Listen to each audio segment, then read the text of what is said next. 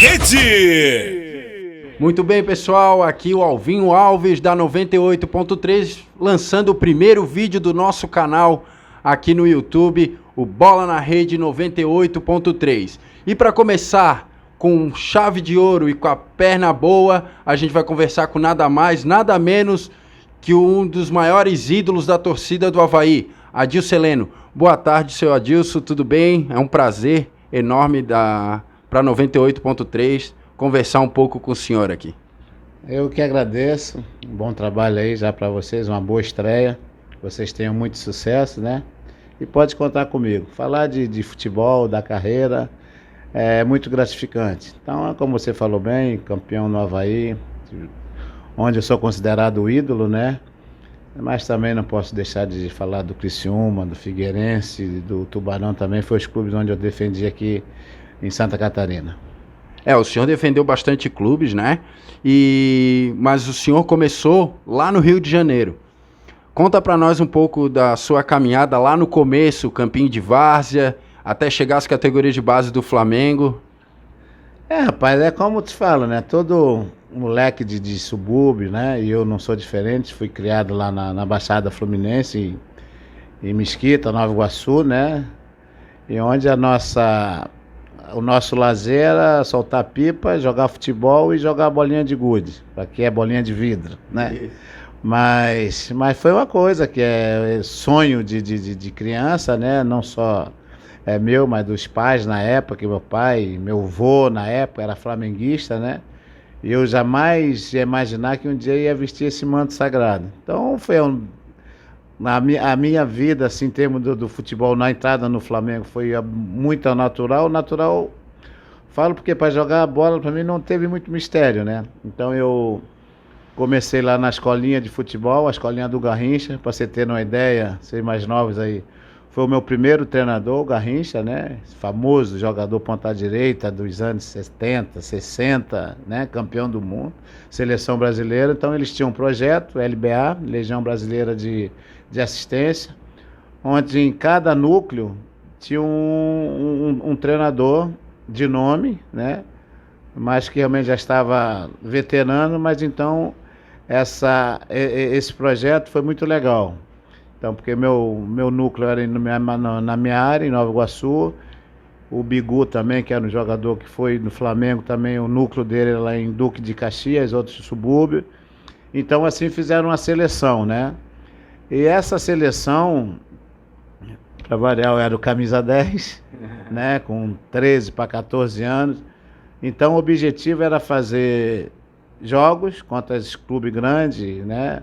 Flamengo, Vasco, Bangu, Fluminense.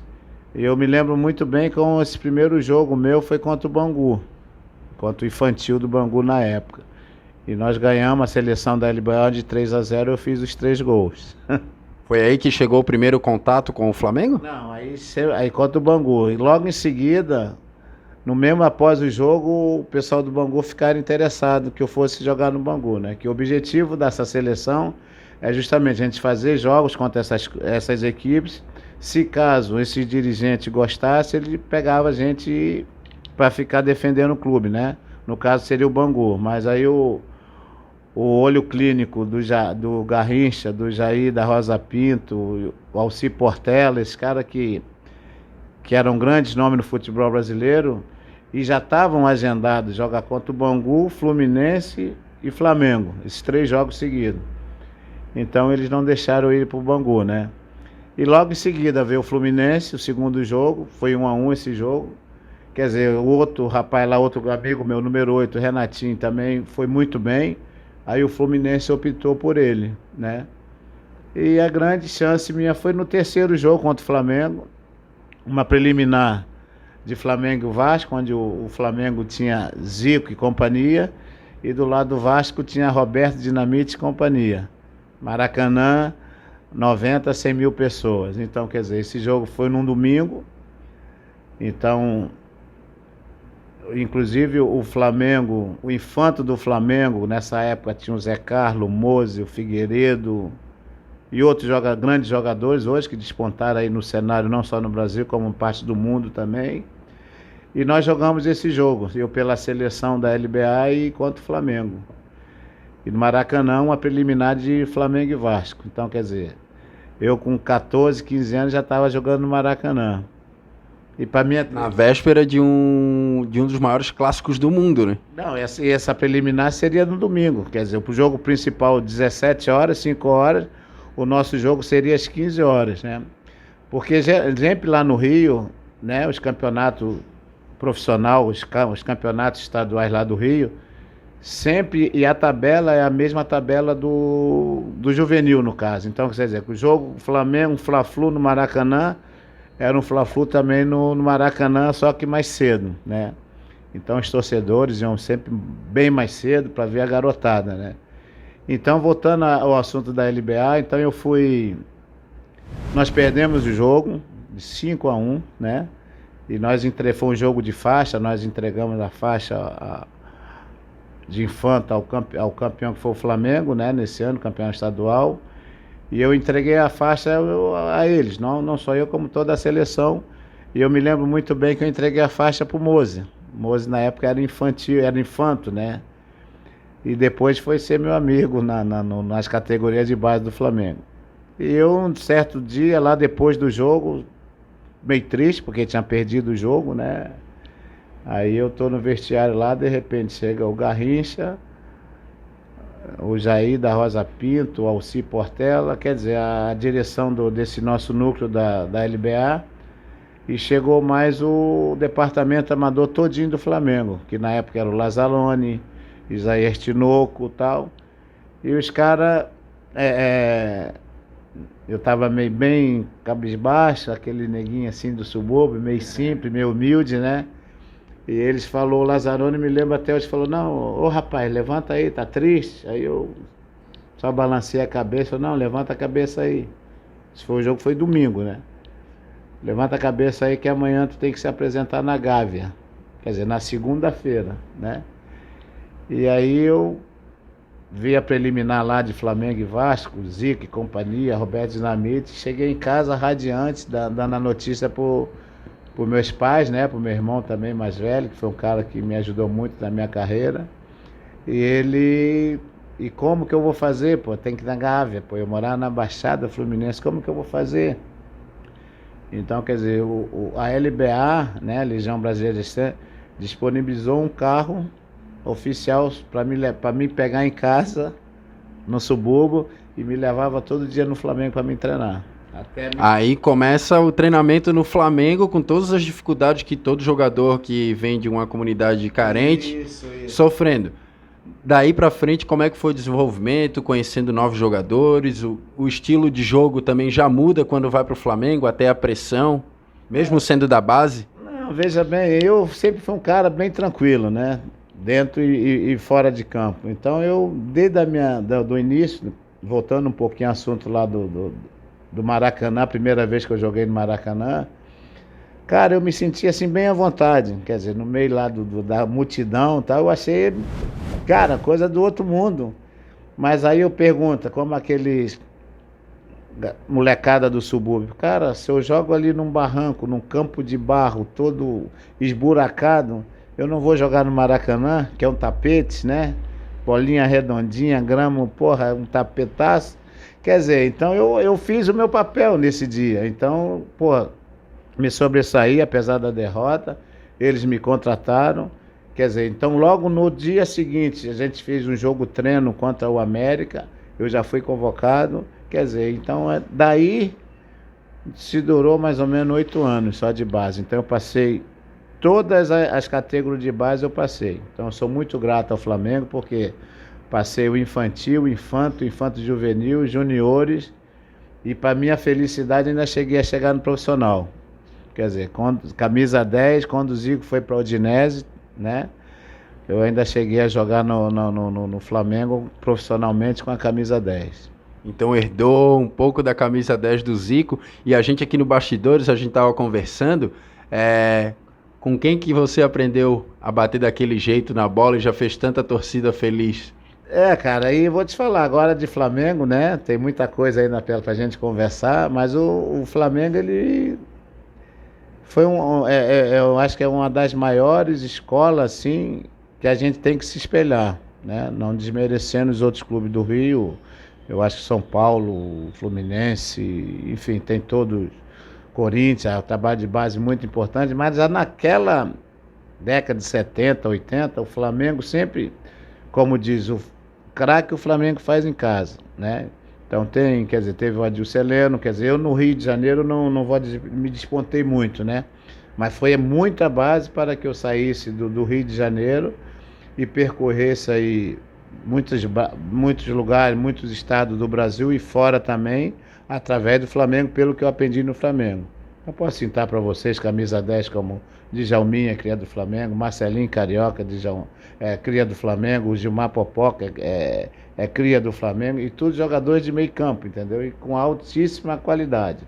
Então, como eu falo para você, o Flamengo foi uma coisa que eu sou o Adilson Heleno hoje, não só aqui em Santa Catarina, mas acho que no Brasil e algumas partes de outros países que eu viajei, que joguei também, entendeu? Devo muito ao Flamengo. E aí começa profissionalmente como Flamengo e começa a rodar.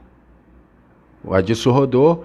E como é a chegada em Santa Catarina, Adilson? Por qual clube você chegou em Santa Catarina? Como foi o contato? O primeiro contato com a torcida, com a cidade? Não, tudo é difícil, né? Então eu vou te falar, antes de eu chegar em Santa Catarina, eu vou te passar rapidamente aqui, porque o Flamengo é o seguinte, eu fiz a base todinha, então no Flamengo não é hoje. Hoje, eles com 17, 18 anos já estão jogando profissional. E eu não. E na nossa época, não é que você era obrigado a fazer. É porque a base toda, quer dizer, eu tinha que me espelhar lá no Zico, no Adílio e tal, e não tinha como eu com 18 anos jogar no profissional, porque realmente não tinha como jogar, não tinha vaga, não tinha espaço. Então, quer dizer, então a gente fez aquela escada, entendeu? Dizer que 14, 15, 16, 17, 18, 19, 20 anos, aí tudo bem, aí não é mais... Você tem que ser profissional. Então, o que aconteceu que o Flamengo fez? O Flamengo não me liberou, não me dispensou. Então, muitos jogadores, amigos meus, foram dispensados nessa época e eu fiquei. Então, o que o Flamengo fez comigo? Me emprestava. Então, na época não tinha empresário, tu era um jogador objeto, então eu te emprestava. Então, antes quando eu completei 20 anos, eu fui para o Friburguense, eu fui para o Operário de Campo Grande, campeão, joguei no Fortaleza, campeão, joguei no Vitória da Bahia, em 86, aí foi quando o Flamengo me negociou com o Vitória da Bahia. Aí eu fiquei um ano e 2 meses, eu acho, no Vitória da Bahia. Foi onde eu vim parar aqui em Santa Catarina. O Dr. Mário César Campos, né, era um dirigente na época, que Deus o tenha já falecido. Então vocês sabem que aqui em Santa Catarina, na época, segundo informações dos meus amigos meus, você era Flamengo, era um time do Rio primeiro, para depois ser time aqui de Santa Catarina. Eu tenho um exemplo lá em casa, eu tenho um pai que é flamenguista e havaiano, né? Eu acho que essa cultura de ter um só time da cidade, que hoje muitos só torcem pro Avaí ou pro Figueirense, vem agora dos anos 2000 para frente, porque antes era Flamengo ou era Vasco, até pela geração de Zico, Roberto Dinamite. Então é isso, então quer dizer, então para tu ver como é que é, né? Então eu cheguei, e esse Dr. Mário César Campos, ele já me acompanhava a minha carreira, e a gente sem saber de nada, né? Que realmente na época o jogador é sempre a última a saber. Ele acompanhava a minha carreira desde a base do Flamengo, cara. Então, quer dizer, quando ele descobriu que além dele ser um torcedor, ele era um sócio também, né? Daí ele morava aqui, mas era sócio do Flamengo. Então ele descobriu que eu estava no Vitória da Bahia, e um belo dia, eu já estava com meus 25 anos já, entendeu? Já com uma certa experiência. Ele ligou para mim e eu atendi dizendo que era de Santa Catarina, que eu iria jogar no Avaí. Eu vou ser franco para vocês, eu não conhecia. Avaí, eu já imaginei que era Avaí lá das ondas do Avaí. Entendeu? Porque não tinha, na época, não desmerecendo os clubes aqui, mas naquela época, o eixo no futebol brasileiro era Rio, São Paulo, Porto Alegre e Minas. Quer dizer, o Rio por causa dos 4 grandes clubes no Rio, São Paulo os grandes clubes, Belo Horizonte por causa de Atlético e Cruzeiro, e Porto Alegre, Grêmio e Inter. Então os outros era tudo coadjuvante, assim, entendeu? Então não tinha tanta projeção. Então eu fiquei, mas o presidente na época do Avaí, o doutor Mário César Campos era o dirigente, o doutor Girardi, né, era o presidente. Então se negociaram, fizeram a negociação lá no Vitória, com o presidente do Vitória. O Avaí comprou meu passe, eu não sabia. Quer dizer, só vim saber depois que fizeram o negócio. Adilson, você tem que ir para Santa Catarina. Eu vim de carro, de Salvador para cá. Não, mas é uma história que é legal, mas de carro, essas coisas todas, né? Então aqui comecei no Avaí e tal, 87. Então cheguei, se você ver, até me adaptar demorou um pouquinho, né? Porque eu estava vindo de Salvador, cara. Clima quente. Quando eu cheguei aqui, eu tava num, não vou dizer inverno, mas para mim era inverno.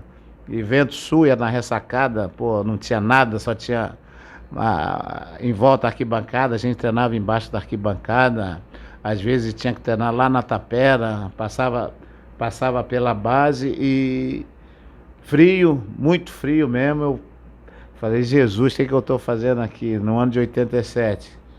Então não tive bem no campeonato, no estadual também. Na época eu acho que o Avaí disputava a 3ª ou 4ª divisão do brasileiro. E eu não fui bem, mas aí me adaptei, aí chegou os treinadores, o Rui Guimarães, alguns jogadores que já estavam desgastados no Avaí foram embora, vieram outros jogadores. Aí em 88 foi a glória, né? Foi a glória para mim, a glória pro torcedor do Avaí, que eu fui campeão em 88 e melhor jogador, craque do campeonato, vice-artilheiro do campeonato com 17 gols, 12 gols de falta, que o Galinho de Quintino lá no Rio me ensinou. Quer dizer, então eu fui vice-artilheiro no meio campo, né, camisa 10, não era centroavante. Eu fiz 17 gols nesse campeonato de 88, 12 só de falta. Então foi uma média muito legal. Então esse foi o início no Avaí. Então é isso aí, Adilson. Aí a chegada no Avaí, títulos, logo vem uma transferência para o sul do estado, para o Tigre, para o Criciúma. Aí começa uma história de a conquista da bola de prata, uma transferência para o Grêmio. Como é que se desenrolou essa história na sua carreira? Foi muito legal, cara. Que em 88, né, depois do primeiro semestre campeão estadual pelo Avaí, e logo em seguida o Avaí, presidente na época, o Pigo, quer dizer, fez me ofereceu para grandes clubes aí no futebol brasileiro, porque ele achava que era um pecado eu ficar aqui ainda, né, que tinha muitos horizontes ainda a percorrer. E logo em seguida eu fui para o Criciúma. Foi a maior negociação envolvendo 2 clubes de Santa Catarina. E minha estreia logo pelo Criciúma, pela Copa União, que é o campeonato brasileiro hoje. A minha estreia fiz um dos belíssimos gols, né? E considerado assim os melhores gols da rodada. E consegui, mesmo jogando num time de Santa Catarina, ser o melhor jogador da posição, onde eu fui premiado pela bola de prata. E logo em seguida o Grêmio me comprou, em 89. Também demorei um pouquinho para me adaptar, mas depois que me adaptei, peguei a titularidade, fui campeão, uma primeira Copa do Brasil e pentacampeão gaúcho. Quer dizer, então no Grêmio eu tenho 2 títulos. E aí daí passei pelo Atlas do México, joguei no Barcelona do Equador e por aí foi. E hoje, só disso, o que o senhor faz? Ainda é relacionado com o futebol? Qual é o seu contato com as equipes, com os clubes aqui de Florianópolis? A gente está aqui no local, bem perto do Orlando Scarpelli. Como é que é o seu contato ainda com os torcedores aqui dos clubes da ilha? Não, o meu contato é dos melhores possível. Você vê que eu fui considerado ídolo no Avaí, mas aqui no estádio Orlando Scarpelli também tem maior respeito, né? Por o clube onde eu passei. Às vezes, poucas vezes que eu vou a Criciúma, ou gente de Criciúma vem aqui, passa aqui para me dar um abraço, né? Que lembra também. Então eu falo que Santa Catarina me acolheu de uma tal forma, não digo mais o Avaí, porque fui ídolo e tal, a minha melhor fase no campeonato estadual foi no Avaí, mas eu falo que Santa Catarina me acolheu de um jeito, né, que jamais eu... Hoje o Rio de Janeiro para mim, sou carioca, da Baixada Fluminense, hoje o Rio para mim é lazer. Então hoje eu vivo em Santa Catarina, meus negócios é aqui em Santa Catarina. Eu, depois que encerrei a carreira, montei escolinha de futebol, né? E hoje bato minha bolinha de vez em quando aí com os velhinhos aqui. E a gente administra um barzinho aí, toma uma cervejinha, afinal de contas. E vamos viver. Ferro, né? Ninguém é de ferro, então vamos viver. Hoje pode. Então é isso aí, pessoal. A 98.3, o Bola na Rede 98.3 finaliza um vídeo aqui, agradece ao grande jogador Adilson Heleno, o ídolo da torcida havaiana, ídolo de várias torcidas espalhadas pelo mundo. E não esquece, se inscreve no nosso canal, dá uma curtida e compartilha com seus amigos que adoram futebol, porque aqui, ó, é futebol raiz, é bola na rede. Bola na Rede!